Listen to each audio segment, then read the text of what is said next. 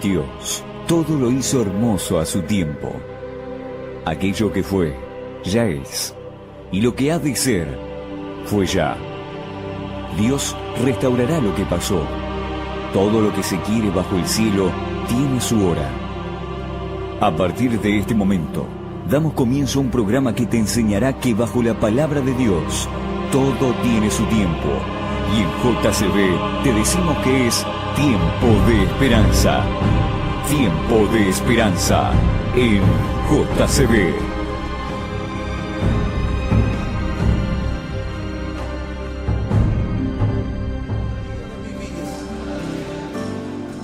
Ese es mi deseo.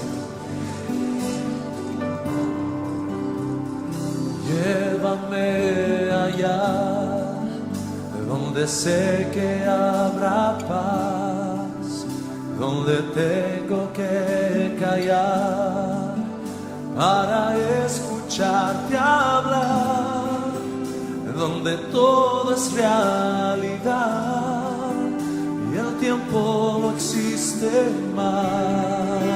Buenos días. Cantó Jesús Romero que el tiempo no existe más. No, en realidad existe.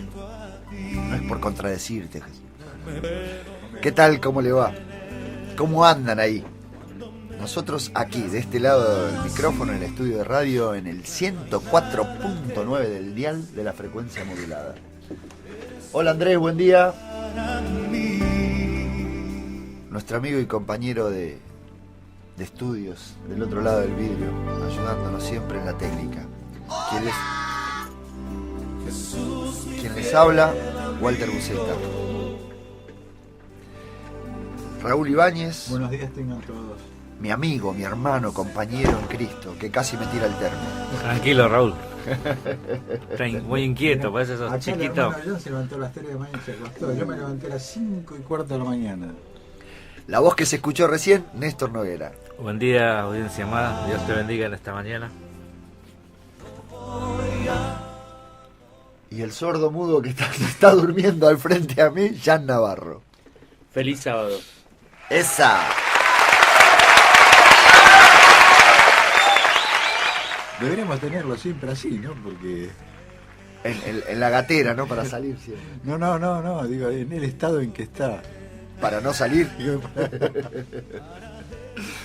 Pero el hombre está ahí atrás de su computadora, ahí conectándonos con los hermanos que hablan por ahí también. Agradeciéndoles, amigos, hermanos, el escuchar y el devolvernos sus opiniones, sus pensamientos al respecto de nuestro Señor Jesucristo. Porque eso es lo lindo. Nosotros, en este programa que se dan llamar Tiempo de Esperanza, hablamos del Señor con libertad y en libertad. Por la gracia de Él, por lo que Él es, no por otra razón. Porque Él es libre y le encanta que sus hijos andemos en libertad. Y así hablamos, así estamos. Hoy trajimos un tema, Raúl. Lo vamos a ir llevando despacito. Amigos, hermanos, abran sus Biblias porque vamos a ir viendo este tema despacito. Bueno, mira, en sí el tema siempre gira sobre lo mismo, por así decirlo, ¿no? Nosotros venimos hace tiempo y a lo largo venimos hablando de la tergiversación del carácter de Dios. Y bueno, yo me después de tener en esta semana una experiencia con un grupo de hermanos que nos están reuniendo, ¿viste? Estamos compartiendo la palabra del Señor. Vos sabés que yo noté, no noté, sino que me lo hicieron notar, de que ellos estaban preocupados porque en sus respectivas iglesias a las que concurren hay problemas, hay falta de armonía, hay celos, hay chismes, hay peleas, ¿viste? Y se pregunta, pero ¿por qué? ¿Cómo es? ¿Viste? No. ¿Por qué pasa así? ¿Por qué? ¿Viste? Estaban las preguntas siempre flotando en el aire. Y eso me trajo me trajo a la mente, viste, es el por qué ocurren esas cosas. O sea, es una pregunta que yo me hice, que hicieron y que me hice yo también. O sea, ¿cuál es el sentido? ¿Por qué pasan estas cosas? Y entonces, viste, después que tuvimos la reunión, que estuvimos estudiando, hablando sobre el Señor, viste, sobre el carácter, sobre su cuidado, sobre su amor, las personas estaban muy contentas y alegres. Dijeron, qué bueno, qué lindo, viste, que hemos podido compartir. Se hizo corto, podemos seguir, viste. Y entonces yo le decía, ¿cómo nos sentimos? Bien, sí, bien. ¿Y por qué? Nosotros, si bien tenemos diferencias, porque yo les dije, mire que hay diferencias. Claro, esto, por más que estemos hablando de Dios, hay muchas diferencias. nosotros somos seres humanos y el idilio es el idilio. Claro. Pero es un momento idílico, pero es un momento. Pero, sin embargo, a pesar de las... Y hay grandes diferencias, por lo menos que yo las tengo con ellos. ¿Viste? Sí. Sin embargo, y ellos también. Pero, ¿qué te quiero decir? Yo le decía, ¿cómo estuvimos? En armonía, bien, ¿pero por qué? Porque todos tenemos la misma idea de lo que estuvimos hablando, no. Pensamos distinto, vemos distinto. ¿Pero y por qué? Porque el centro es Jesús.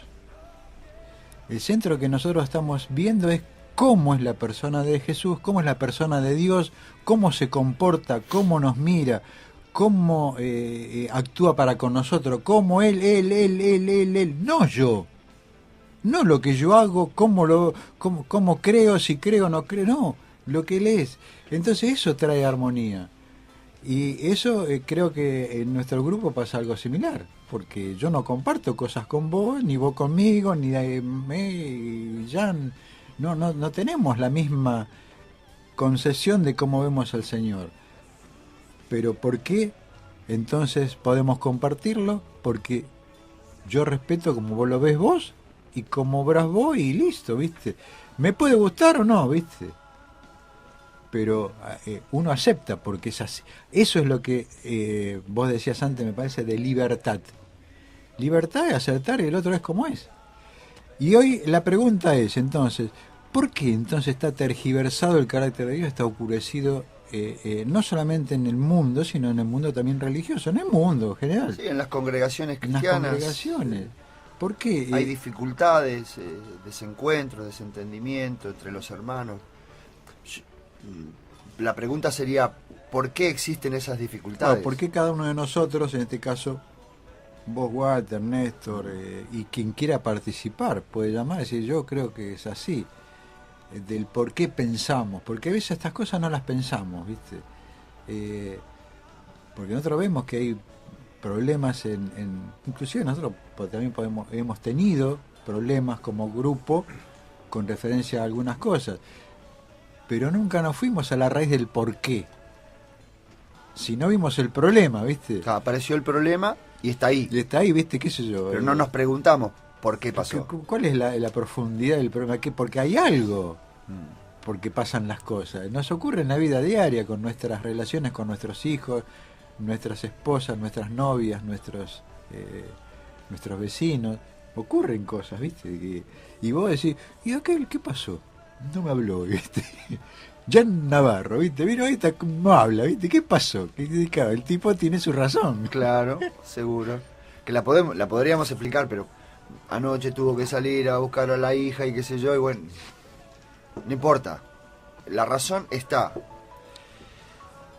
¿Y vos decís que eso es una de las razones que oscurece el carácter de Dios entre las personas? ¿El qué? Este tipo de situaciones. Porque sí. hablamos de tergiversación del carácter de Dios. Entonces, entre nosotros, esas cosas oscurecen el carácter de Dios. Se oscurecen, a ver si no empezamos y arrancamos. Vos fijate que hoy día estamos por vivir lo que se llaman las PASO, ¿no? Y vos escuchás... Hablás de las elecciones. De las elecciones que van a venir ahora. La vida política. Sí. Entonces vos, como existe un monopolio de comunicaciones, entonces ese monopolio ¿qué hace?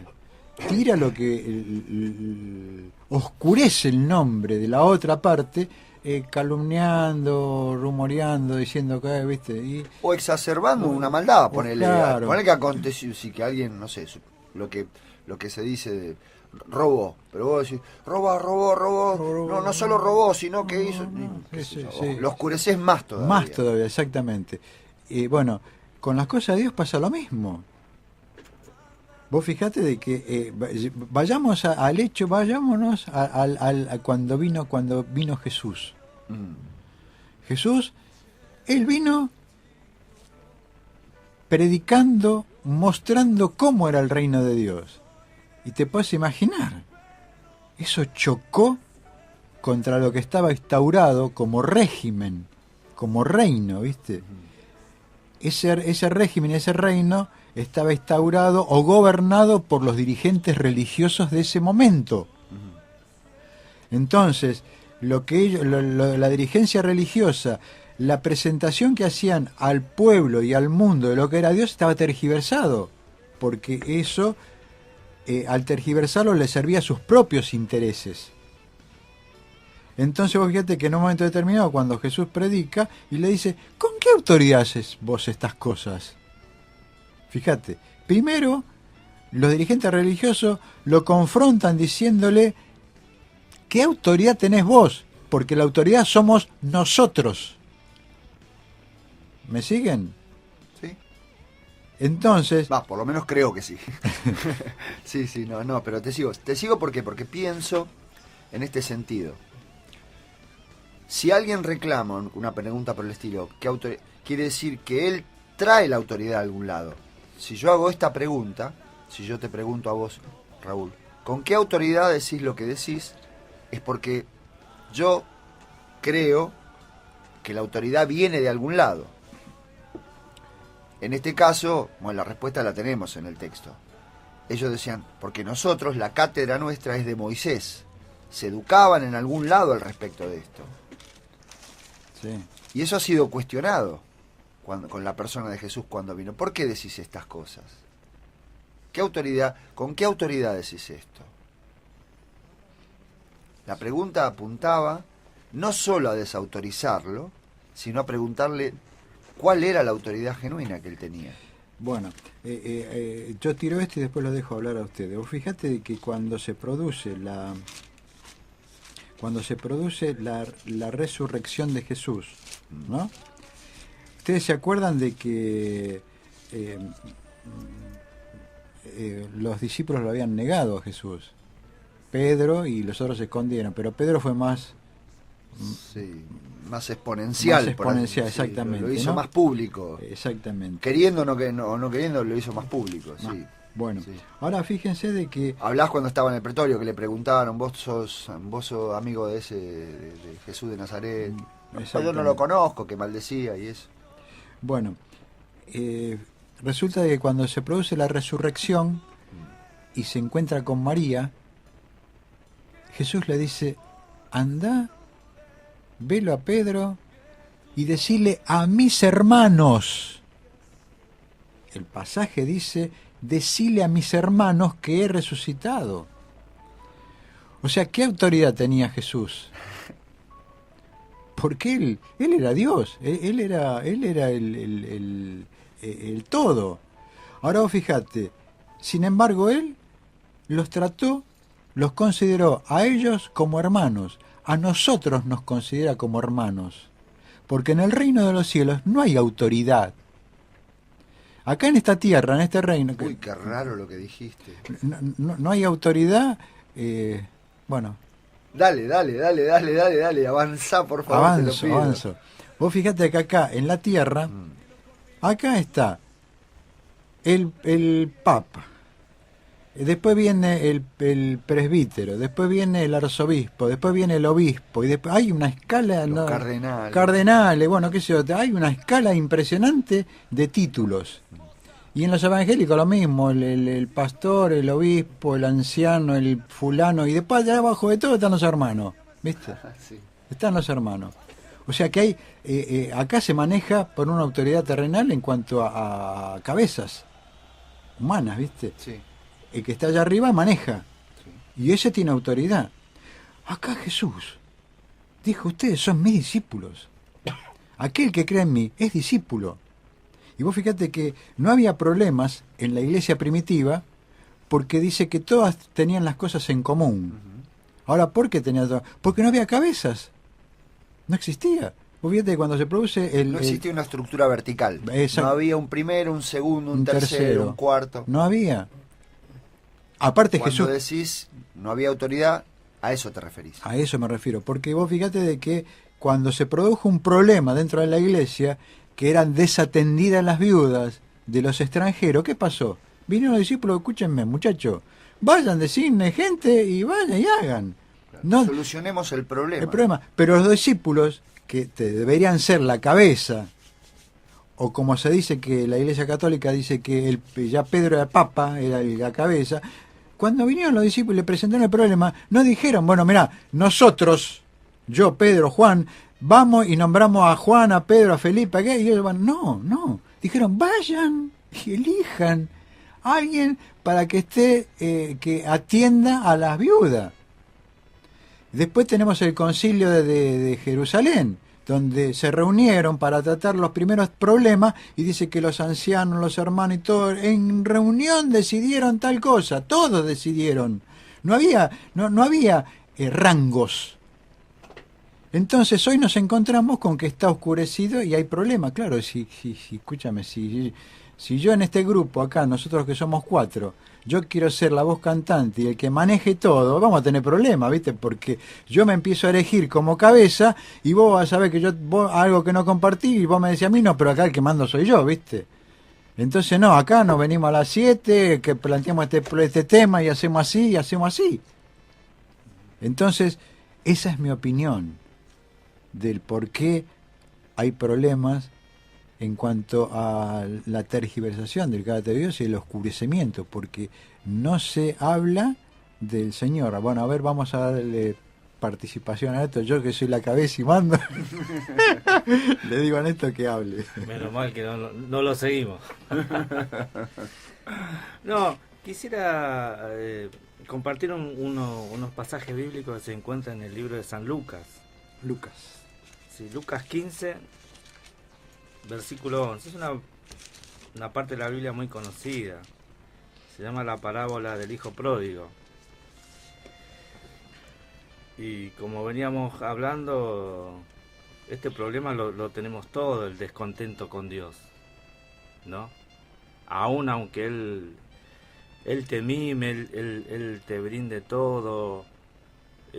No sé por qué nosotros, cuando digo nosotros, el ser humano tiene esta actitud para con Dios, ¿no? De no verlo, de no ver que al lado de Él no hay otro lugar mejor.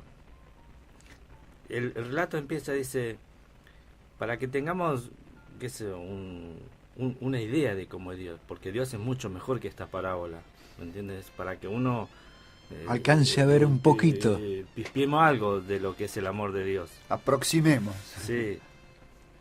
También dijo un hombre, tenía 2 hijos, y el menor de ellos dijo a su padre, Padre, dame la parte de los bienes que me corresponde.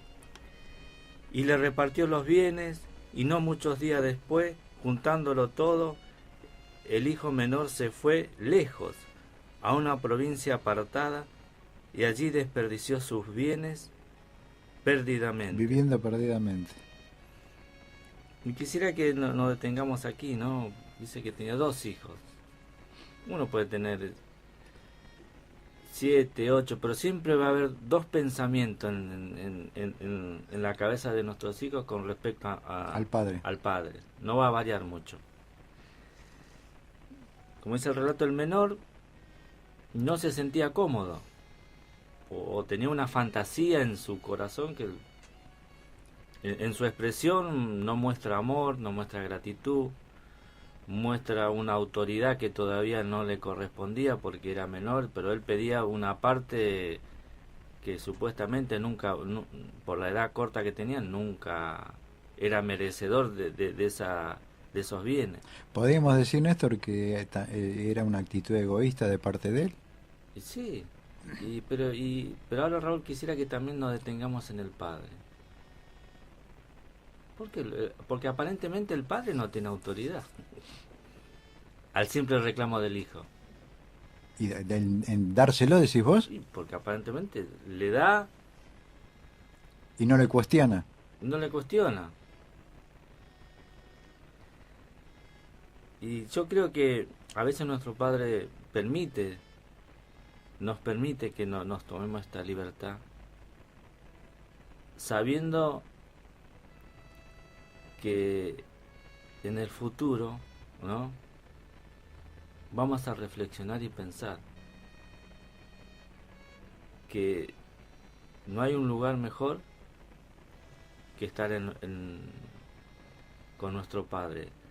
Pero creo que la reflexión va más allá del bienestar, de las comodidades. Sí, el bienestar económico. Sino poder ver, porque el hijo dice que pues gasta todo, ¿no?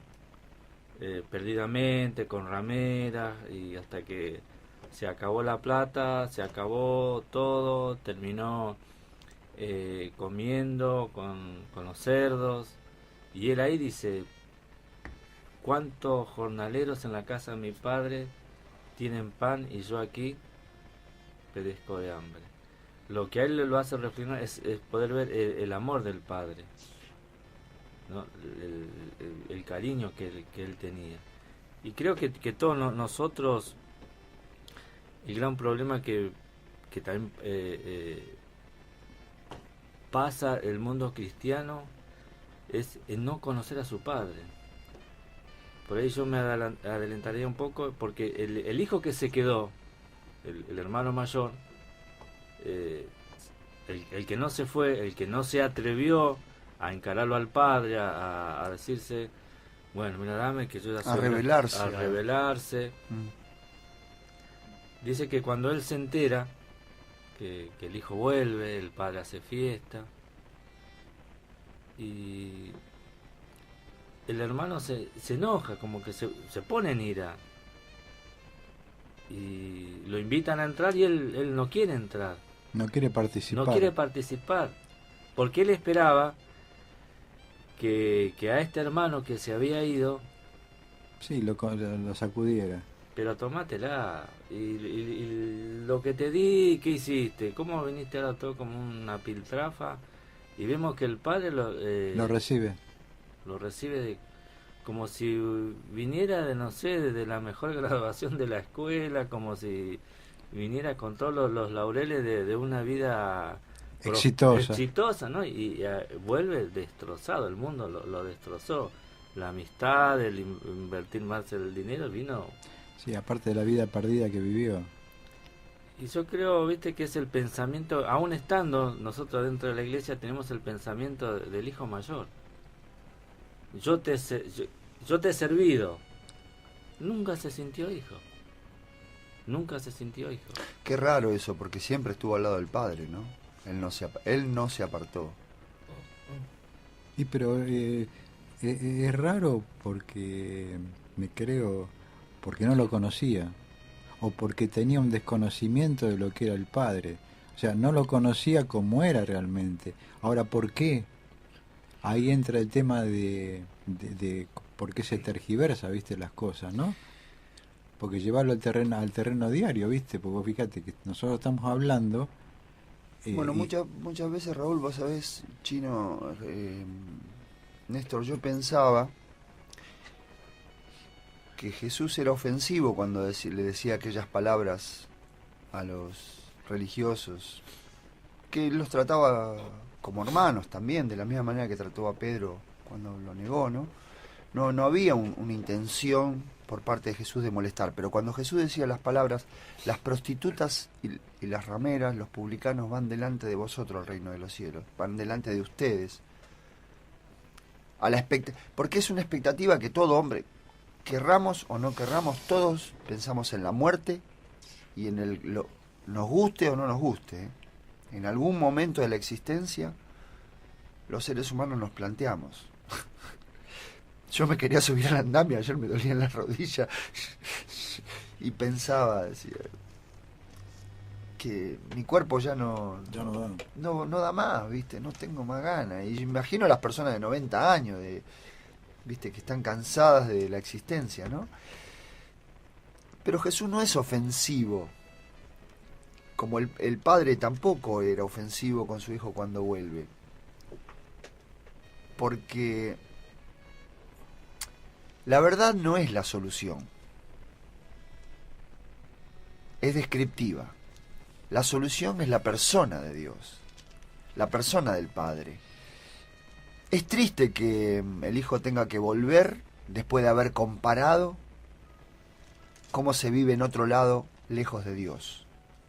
La parábola apunta a eso. Y vos fíjate que es algo lo que le pasó a Adán en el Edén. Vino el diablo y le mintió.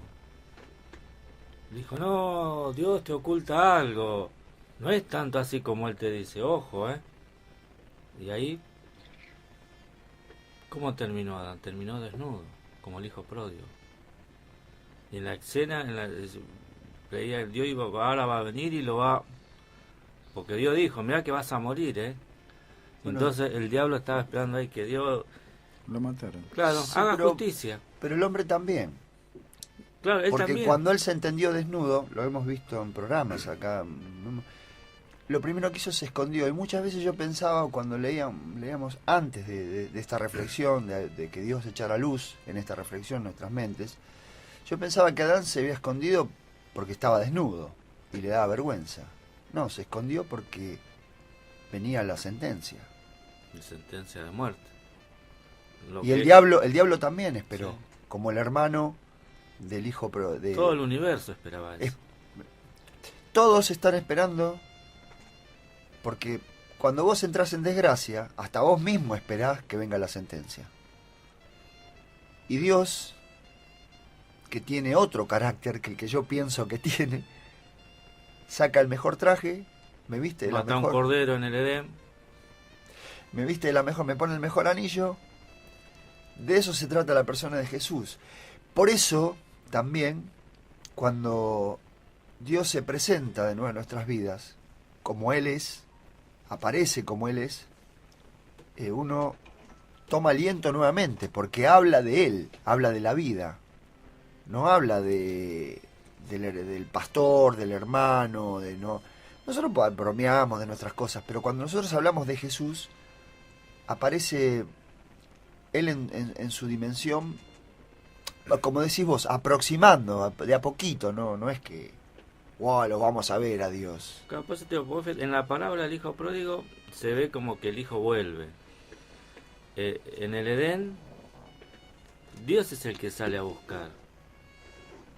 ¿Dónde estás tú?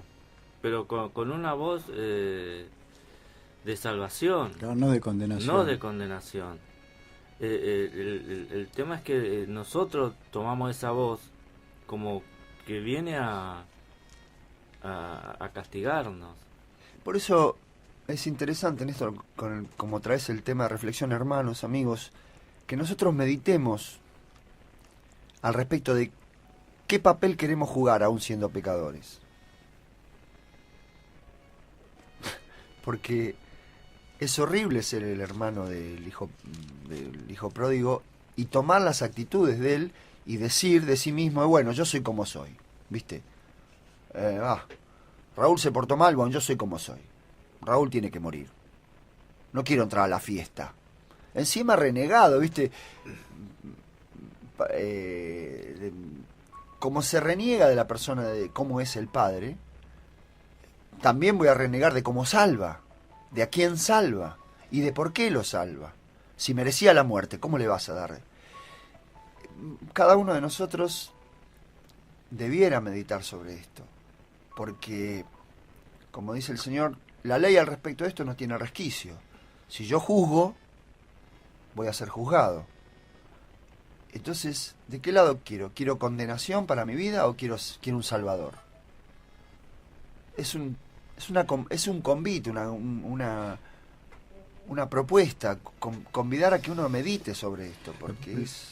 Vos sabés, Walter, que justamente yo pienso que el Señor también hizo eso cuando escribió la palabra de Dios, para que nosotros podamos reflexionar y ver lo que Él es. Porque en la palabra de Dios, desde el Génesis hasta el Apocalipsis, se habla de Jesús, se habla de Dios, se habla de la persona, de lo que Él es. No sé, vos fíjate que al contrario, si nosotros nos detenemos, se muestra la caída de Adán, se muestra la caída de Noé, se muestra la caída de David, se muestra la caída de Pedro, se muestra la caída de todos los hombres.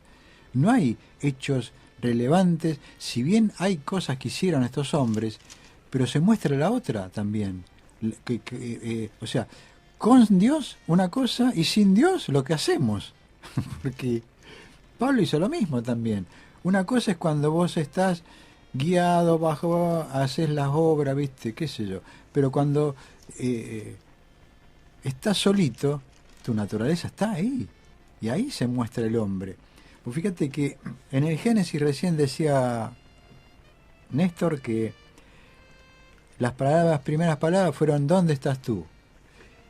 Y llegamos al fin de la Biblia y los apóstoles, o en el caso de Juan, en el libro de Juan dice lo que era desde el principio, lo que hemos oído, lo que hemos visto con nuestros ojos, lo que hemos contemplado y palparon nuestras manos tocante al verbo de la vida. Mira, fíjate vos, lo que vieron, escucharon, tocaron, palparon. Ahí ellos, Juan presenta lo que ellos, su experiencia cuál fue, verlo al Señor en su magnitud. Por eso digo de que la tergiversación se pasa porque nosotros no se nos muestra, no lo vemos, quién es Él.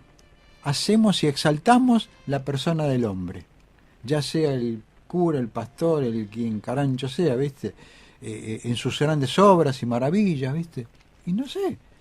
Y después entonces entramos en la lucha a ver si yo puedo llegar a alcanzar a hacer eso y tener la fe para ser un gran hombre de Dios y poder llevar adelante la palabra de Dios, ¿viste? Como si fuera algo...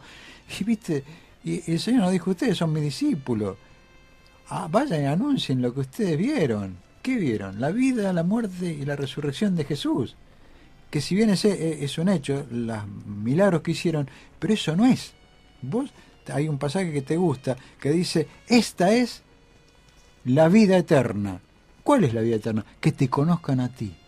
Es conocerlo al Señor, conocer lo que dijimos antes, cómo es, cómo nos cuida, cómo nos guarda, cómo nos comprende, cómo nos justifica en algunos hechos que no tienen justificación, ¿viste?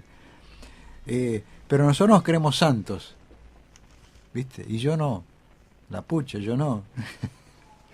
A ver, Walter, estás ahí meditando. Estoy meditando porque vos nombraste la palabra justificación, ¿viste? Y es raro porque la mayoría de los hermanos, y ahora sí hablando concretamente de las comunidades cristianas, no saben cómo son justificados. No saben, uno tampoco, no es que yo sepa en plenitud cómo he sido justificado. Yo anuncio la cruz del Calvario porque es el lugar donde yo debía morir y ahí murió Jesús. De una manera que no la entiendo.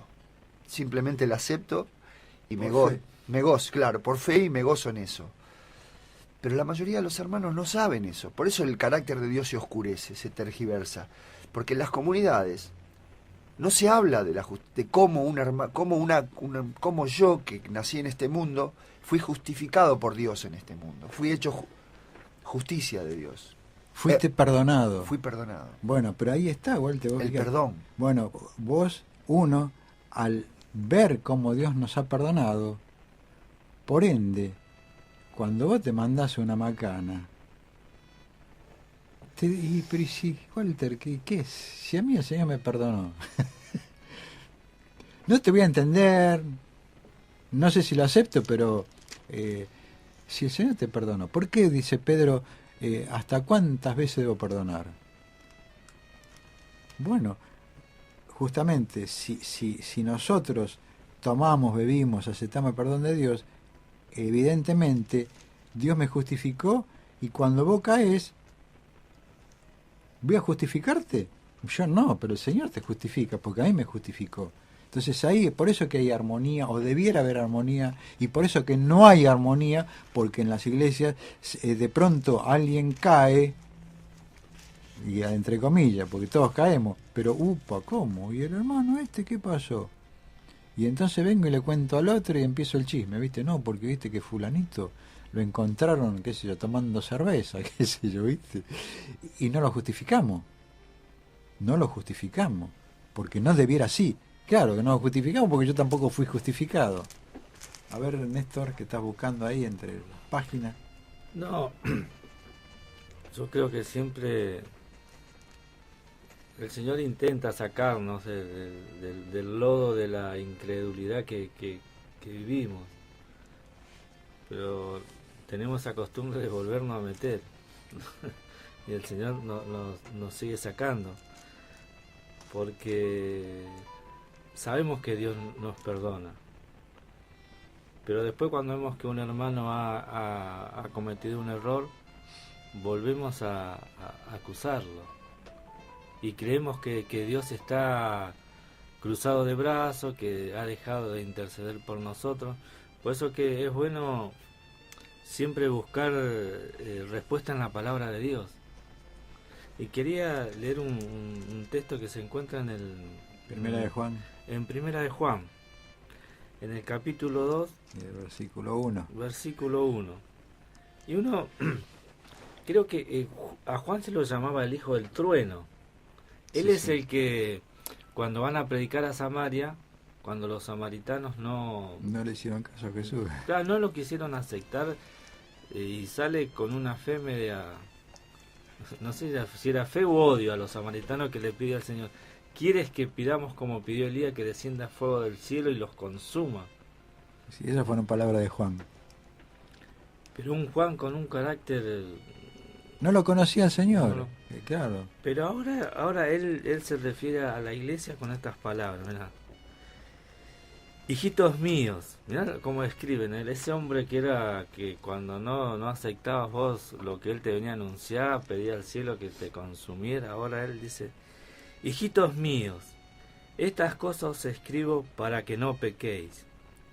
Y si alguno hubiere pecado, abogados tenemos para con el Padre, a Jesucristo el justo.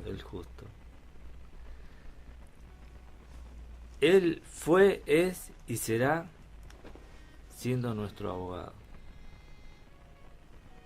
El mismo abogado que tuvo Adán en el Edén, el mismo abogado que tuvo el hijo pródigo, el menor, el mismo abogado que es para el hermano mayor.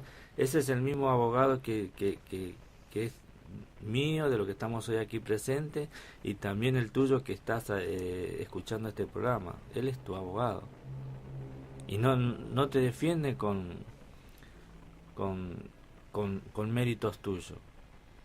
Él es tu abogado defendiéndote con su sangre y con su muerte en la cruz del Calvario. Eso es lo que nos justifica ante nuestro Padre Celestial, y es lo que el Señor nos intenta transmitir a todo aquel que quiere pertenecer a un grupo religioso o una iglesia, que estas cosas nunca salgan de sus prédicas, de sus reuniones. Siempre tiene que estar el mensaje de nuestro Señor Jesucristo como nuestro único Salvador.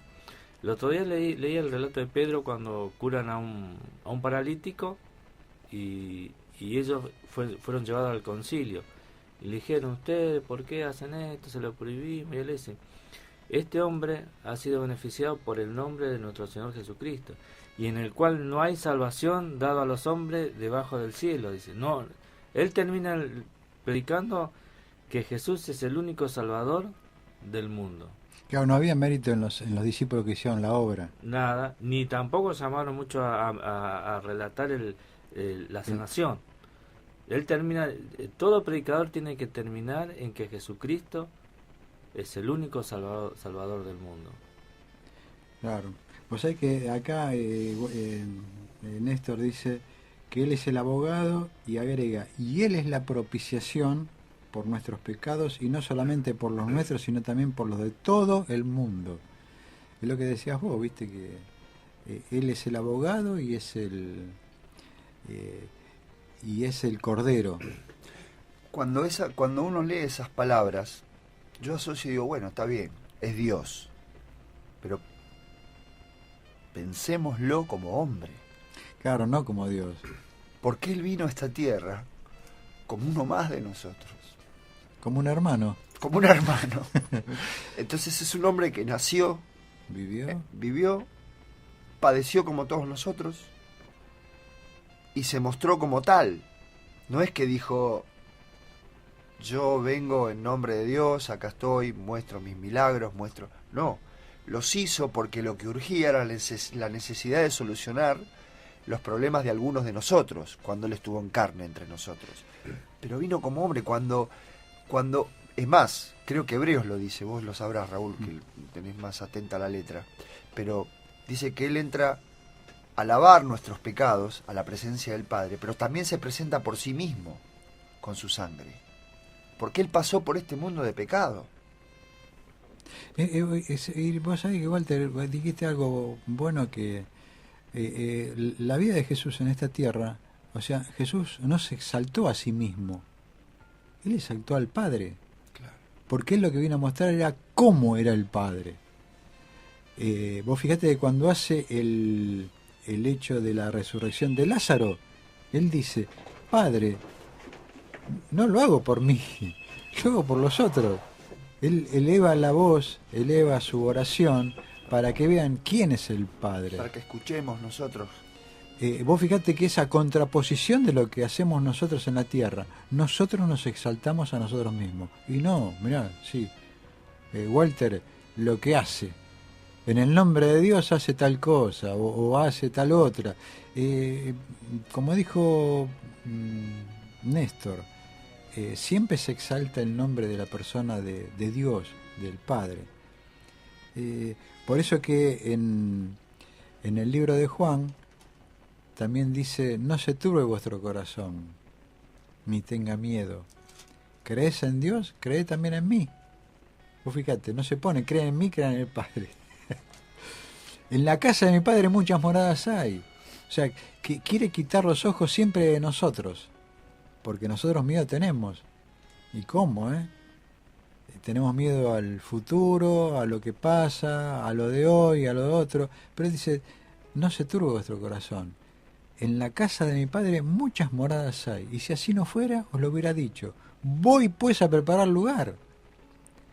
O sea que nuestro destino no es la tierra. Más allá de que podamos querer tener una mejor casa, la pintemos, qué sé yo, no sé. Sí, que nuestras condiciones de vida y de existencia sean lo más dignas posibles en este mundo. Porque las cosas acá son así, uno puede mejorar su vida, no estamos diciendo que no sea así, y que inclusive, si buscamos en la palabra de Dios, está llena de consejos al respecto de las autoridades que gobiernan el mundo, que seamos respetuosos, sí, no.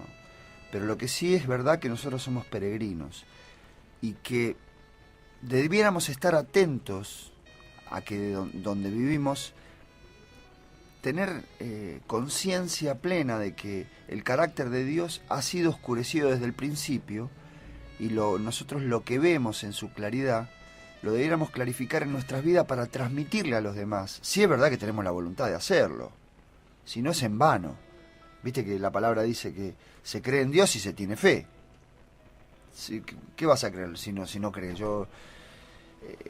A una persona que no te dice de movida que no cree, está bien, expectativa siempre, porque el otro es un ser como yo a salvar, o mejor dicho, salvado para ser llevados a los pies del Salvador. Sí, ¿tenés un mensaje? Sí, ahí John atendió, y una oyente pide que leamos un versículo que está en Mateo 23:7, pero yo voy a leer un poquito antes, porque dice que 23:7, pero vamos a leer antes. Él está hablando, es cuando Jesús se sienta en la cátedra de los escribas y los fariseos, y dice, antes hacen todas sus obras para ser vistas por los hombres. ensancha sus filacterías, extienden los flecos de sus mantos, aman los primeros asientos en las cenas, las primeras sillas en las sinagogas y las salutaciones en las plazas, y que los hombres lo llamen rabí, papa, pastor, obispo, qué sé yo, no sé, anciano, siervo. ¿Cómo le va, siervo? Soy tu hermano, ¿viste? Por eso que vos fíjate que estas palabras de Jesús son porque en el reino de los cielos no se maneja, si no hay títulos en el reino de los cielos, no existen los títulos. Vos fíjate que cuando en el Apocalipsis cuando Juan, que recibe las visiones, y luego está el ángel y se postra ojo, estamos hablando de un ángel, no estamos hablando de Walter ni de Néstor, estamos hablando de un ángel, un ser de luz.